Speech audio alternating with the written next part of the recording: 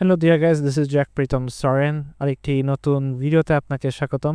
তো আমরা YouTube use করে থাকি, তাই না? তো ইউটিউবে আমরা যখন একটা ভিডিও দেখি, তো ভিডিওর যে টাইমলাইনটা থাকে, যে ডিউরেশনের যে টাইমলাইনটা, যে আমার কত মিনিট চলতেছে, একটা একটা প্রোগ্রেস বার থাকে না?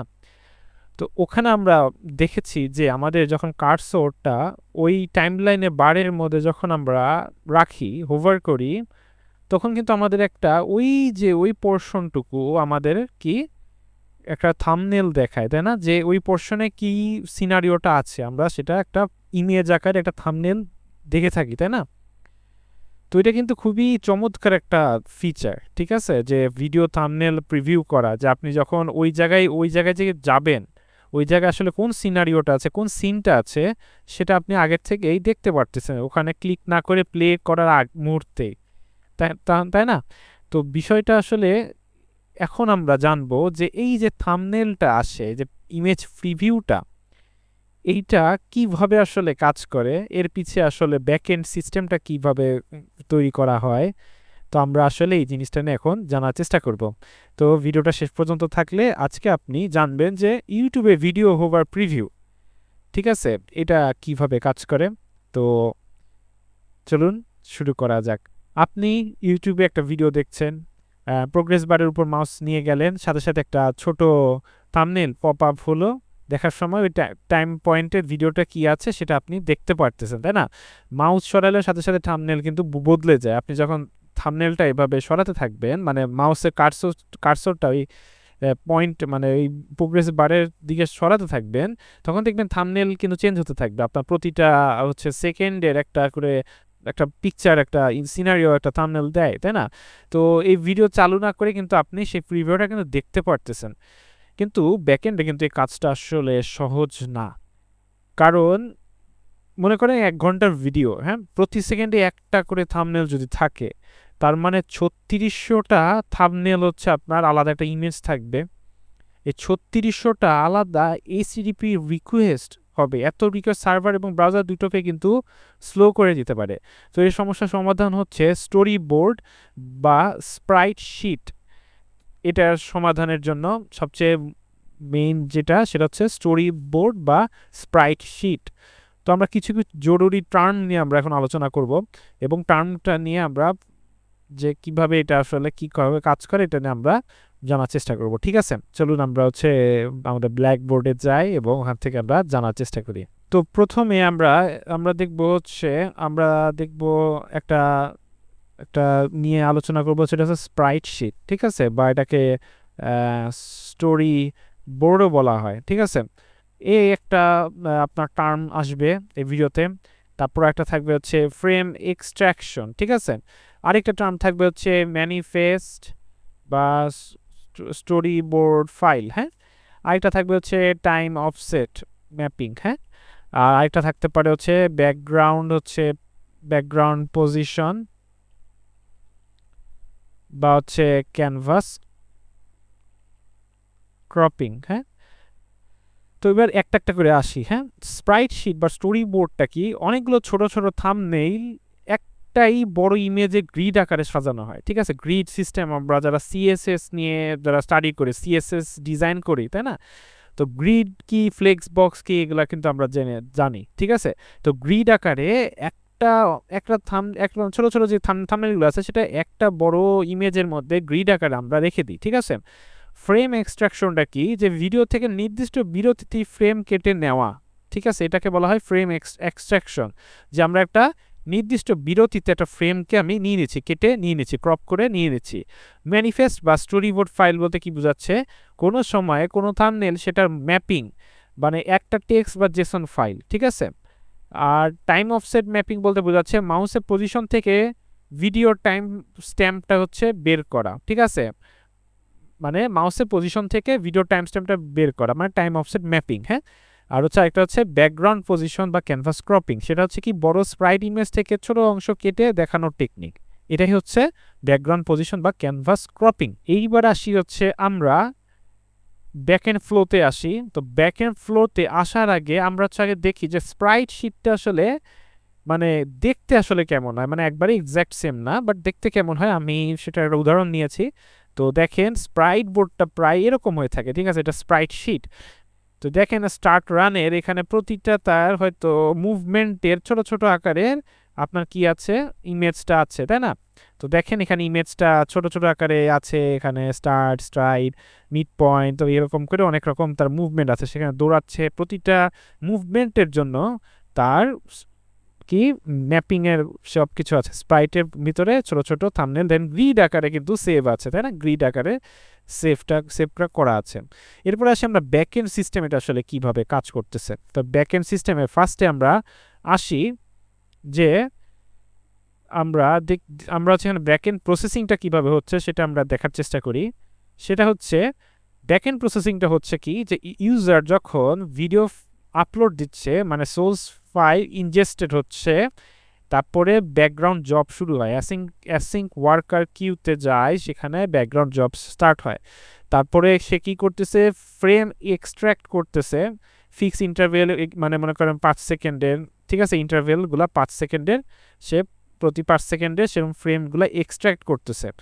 তারপরে সে কি করতেছে, স্প্রাইট শিটে মানে সেই ইমেজগুলোকে রাখতেছে, টাইল থাম্বনেল ইমেজ, মানে আমার প্রতিটা 5 সেকেন্ডের যে আমি থাম্বনেলগুলা ফ্রেমটা এক্সট্রাক্ট করতেছি সেটাকে আমি স্প্রাইটশিটে সেভ করে রাখতেছি। তারপরে আমি সেটাকে কি করতেছি, একটা ম্যানিফেস্ট ফাইল রেখে দিচ্ছি টাইমের সাথে, আমি XYWH এরকম ভাবে আমার ম্যানিফেস্ট ফাইলে রাখা হচ্ছে। এখন এই স্প্রাইট প্লাস ম্যানিফেস্ট আমি কি করতেছি, সিডিএনে আপলোড দিচ্ছি। দেখতে পাচ্ছি এখানে সিডিএন আপলোড, এটা হচ্ছে ডেলিভারি পজিশনে। তো এখানে সিডিএনে আপলোডের পরে এজ, তো এজ থেকে আমরা দেখতে পাচ্ছি যে আমার আপলোড সিডিএন, তারপরে এজ। তো এরপরে দেখেন আমার এরপরে আসতেছে প্লেয়ার ক্লায়েন্ট, মানে আমার প্লেয়ার মানে ইউজারের সাইডে সে কি করতেছে, তার সাইডে যখন এজ এখান থেকে লোড ম্যানিফেস্ট প্লেয়ার ফেচেস জেসন, তো যে প্লেয়ারটা ভিডিও প্লেয়ার চলতেছে সেখানে আমরা ম্যানিফেস্টটাকে লোড করতেছি। ইউজার যখন হোভার করতেছে তখন কি করতেছে, আমার ক্যালকুলেট টাইম স্ট্যাম্পটাকে ক্যালকুলেট করতেছে এক্স পজিশন, তারপরে সেটাকে সেকেন্ডের সাথে ক্যালকুলেট করে সেই পজিশনটা বাই করা হচ্ছে। তারপরে ম্যানিফেস্টের লুকআপ মানে ফাইন্ড দ্য কোঅর্ডিনেটস থেকে বাই করা হচ্ছে, এবং সেই কোঅর্ডিনেটস থেকে বাইর করার পরে লাস্টে সে কি করতেছে, ক্রপ অ্যান্ড শো প্রিভিউ টুল টিপ, ঠিক আছে। তো আমরা টুল টিপে আমরা দেখতে পাচ্ছি সেই আমার যে লুকআপটা করা হয়েছিল সেখান থেকে সে আমাকে ক্রপ করে আমাকে সেই থাম্বনেলটা সুন্দরভাবে শো করতেছে। তো এই হচ্ছে হোল প্রসেস আপনার ব্যাকএন্ড সিস্টেমে, যেটা আসলে আপলোড থেকে শুরু করে প্রসেসিং থেকে সিডিএন পর্যন্ত যাওয়া, এবং ইউজার থেকে যখন আমার দেখা হয় তখন এটা কিভাবে আসলে ক্যালকুলেট করে থাকে, এই হচ্ছে হোল সিনারিও। যদি আমরা একটু ভিজুয়ালাইজভাবে যদি দেখতে চাই তাহলে এটাও সেমই, আমি জাস্ট দেখাই। দেখেন এখানে আর্কিটেকচারাল ডায়াগ্রাম এটা। তো ইউজার যখন ইনজেস্ট অ্যান্ড প্রসেসিং জবের মধ্যে ব্যাকগ্রাউন্ডে কি হচ্ছে, আপলোড ইমেজ করতেছে, ভিডিও সার্ভিসে যাচ্ছে, সেখান থেকে ব্যাকগ্রাউন্ড প্রসেসিং জব অর্কেস্ট্রেশন চলতেছে, এক্সট্রা ফ্রেম করতেছে, সেম জিনিসই আমি দেখাইছি। তো তারপরে ক্রিয়েট স্প্রাইট শিট, সেখান থেকে প্রায় স্প্রাইট শিট ক্রিয়েট হচ্ছে, জেনারেট ম্যানিফেস্ট ফাইল জেনারেট করতেছে, upload asset sprite plus manifest to আপনার সিডিএনে সেটা আপলোড করা হচ্ছে। এটা সিডিএনের ভিতরে, সিডিএনে কেন রাখা হচ্ছে, যেন আমরা ফার্স্ট ফেচ করে নিয়ে আসতে পারি, এবং সিডিএন কেন দরকার পড়ে এটা যদি না জেনে থাকেন অবশ্যই স্টাডি করে নেবেন যে সিডিএনটা আসলে আমাদেরকে কী লেভেলে অ্যাডভান্টেজ দেয়।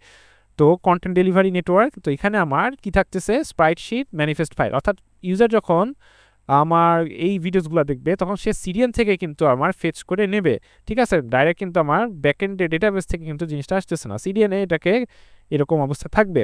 তো আমি sprite sheet plus manifest file, এখান থেকে কি হচ্ছে আমরা দেখতে পাচ্ছি যে আমার যখন ইউজার হোভার করতেছে তখন প্লেয়ার ম্যানিফেস্ট ফাইল লোড করে এবং প্লেয়ার ইউআই শো করতেছে। কি হচ্ছে, calculate time stamp based on hover position, সেই অনুযায়ী টাইম স্ট্যাম্প ক্যালকুলেট করতেছে। তারপর আমার কোঅর্ডিনেটসের থেকে ফাইন্ড আউট করে রিকোয়েস্টেডটাকে সে ক্রপ করে, অর্থাৎ ক্রপ করতেছে, কিন্তু ক্রপ করে সে আমার প্লেয়ার ইউআইয়ে এটা শো করতেছে, ঠিক আছে। তো এই তো ছিল আপনার ব্যাকগ্রাউন্ড প্রসেসিংয়ের ভিতরে, ঠিক আছে, যে আমার তাহলে কি হলো জিনিসটা, যে আমার ব্যাপারটা এভাবে জিনিসটা কাজ করতেছে। তো এই যে আমার যে ফাইল আপলোড 5 মিনিটের ভিডিও প্রতি 5 সেকেন্ডের করে একটা ফ্রেম হতে পারে, 5 ঘন্টার ভিডিও প্রতি 15 থেকে 30 সেকেন্ড। আপনার এটা ডিপেন্ড করতেছে আপনার ভিডিও ডিউরেশনের উপর আর যে ব্যাকএন্ডে যেরকমভাবে লজিকটা আছে, ঠিক আছে? যে 5 মিনিটের ভিডিওতে 5 সেকেন্ড করে ফ্রেম নিতে পারে, 5 ঘন্টার জন্য প্রতি 15 থেকে 30 সেকেন্ডের করে একটা ফ্রেম নিতে পারে। স্প্রাইটশিটের এখানে কি হচ্ছে, শত শত ছোট ছোট ইমেজ আলাদাভাবে না রেখে সবগুলোকে একটা মাত্র বড় ইমেজ গ্রিড আকারে রাখা হচ্ছে, সাজানো হয় যেন 10x10 গ্রিডে 100টা থাম্বনেল একটা ইমেজ ফাইলে থাকতে পারে, এরকমভাবে জিনিসটাকে করা হয়, ঠিক আছে? ম্যানিফেস্ট ফাইলটা আসলে এখন যদি আমরা দেখার চেষ্টা করি, ম্যানিফেস্ট ফাইলটার চেহারা হয়তো আপনার এরকম হতে পারে, দেখায়।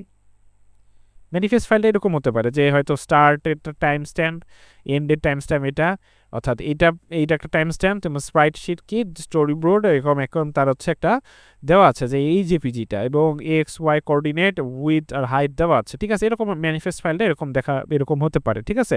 এটা অনেকটা সাবটাইটেল ফাইল, ঠিক আছে? আমরা যে এই মুভি সাবটাইটেলগুলো দেখি এরকম টাইপের হয়ে থাকে, ঠিক আছে? এবার তারপরে কি হচ্ছে, ফ্রন্ট এন্ডে যখন ওভার করতেছে তখন জিনিসটা এভাবে কাজ করতেছে, ঠিক আছে? হয়তো আপনার হচ্ছে ক্যালকুলেশনটা এরকম হতে পারে যে টাইম স্ট্যাম্প হচ্ছে এরকম হচ্ছে মাউসের এক্সপোজিশন আর আপনার হচ্ছে তার সাথে প্রোগ্রেস বারের এরকম, এটা হচ্ছে লজিক, ঠিক আছে? তো মনে করেন মাউসের এক্সপোজিশন আপনার হচ্ছে 300 পিক্সেল পার উইথ হচ্ছে 600, তো এরকমভাবে সে বাইর করতেছে। তো এটা আসলে তার হচ্ছে কি বললাম যে সে হচ্ছে টাইম স্ট্যাম্পটাকে সে ফাইন্ড আউট করতেছে যে আপনার, কারণ এখান থেকে সে আপনার স্প্রাইটশিট থেকে সেই ক্রপিং পজিশনটা বাই করবে।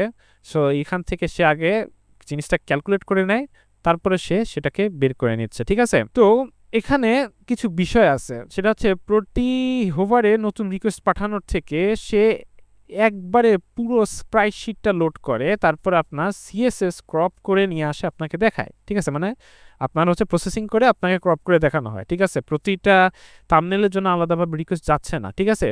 তো প্রতি সেকেন্ডে ফ্রেম রাখা, সেটা হচ্ছে আপনার হচ্ছে স্টোরেজ প্রসেসিংয়ের অনেক আছে, কস্ট বেড়ে যাবে। তো আপনার ভিডিওর দৈর্ঘ্য অনুযায়ী, মানে ভিডিও লেন্থ অনুযায়ী আপনাকে সেটা অ্যাডাপটিভভাবে সেই ইন্টারভেলটাকে সিলেক্ট করে ফ্রেম কতটুকু কাটবে, ঠিক আছে? আপলোডের সাথে সাথে সিঙ্ক্রোনাইজভাবে স্প্রাইট বানানো হয়। তো এটাও হয় না সিঙ্ক্রোনাসভাবে, কারণ অ্যাসিং ব্যাকগ্রাউন্ড জব এটা ইউজারকে অপেক্ষা করাতে হয় না, ঠিক আছে? সিঙ্ক্রোনাসভাবে সেটা বানানো হয় না, আপনার অ্যাসিঙ্ক্রোনাস ব্যাকগ্রাউন্ড জব হিসাবে সেটাকে রাখা হয়, ঠিক আছে? তো আর স্প্রাইট বা ম্যানিফেস্ট যে আপনার ফাইলটা থাকে, সেটা অরিজিন যে সার্ভারটা থাকে, মানে ব্যাকএন্ড যে সার্ভারে ডিপ্লয় করা আছে সেখান থেকে সরাসরি সার্ভ করা হয় না, সেটা হচ্ছে করা হয় সিডিএন দিয়ে সার্ভ করা হয়। সিডিএন দিয়ে কেন সার্ভ করা হচ্ছে, যেন এটা দ্রুত যেন ডেলিভার করতে পারে আপনাকে, ঠিক আছে? দ্রুত যেন ডেলিভার করতে পারে। তো মনে রাখার মতো পয়েন্ট হচ্ছে প্রতিটা থাম্বনেল আলাদা ইমেজ না, একটা স্প্রাইটের অংশ, আপনার এটা অবশ্যই মনে রাখবেন। ভিডিও আপলোডের পর ব্যাকগ্রাউন্ড জব ফ্রেম কাটে, আর ম্যানিফেস্ট ফাইল আপনার সময়কে কোঅর্ডিনেটে ম্যাপ করে। ফ্রন্ট এন্ডের শুধু সিএসএস ক্যানভাস দিয়ে ক্রপ করা হয়, নতুন রিকোয়েস্ট আপনার লাগতেছে না। ভিডিও যত বড় ফ্রেম ইন্টারভেল তত বড়, মানে অ্যাডাপটিভ। সব কিছু সিরিয়ান দিয়ে সার্ভ করা হয় যেন দ্রুত আপনার ডেলিভার হতে পারে, আপনি যেন খুব দ্রুত থাম্বনেলের প্রিভিউটা দেখতে পারেন, ঠিক আছে? তো আশা করি আপনারা এই যে ম্যাজিক ব্যাপারটা ঘটতো, ঠিক আছে, আপনারা কয়জন জানতেন না এই ব্যাপারটা আসলে কিভাবে সার্ভ হতো? যদি না জেনে থাকেন আপনি হচ্ছে কমেন্টে জানাতে পারেন যে আপনি আজকে নতুন বিষয়টা জানতে পারলেন, আর কারা জানতেন সে তারাও জানাতে পারেন, অবশ্যই সমস্যা নাই। যদি ভিডিওতে উপকৃত হয়ে থাকেন তো অবশ্যই লাইক দেবেন, ঠিক আছে? তো আজকে এই পর্যন্তই, সামনে আরেকটি ভিডিওতে দেখা হবে, ততদিন ভালো থাকবেন। ধন্যবাদ সকলকে, থ্যাংক ইউ।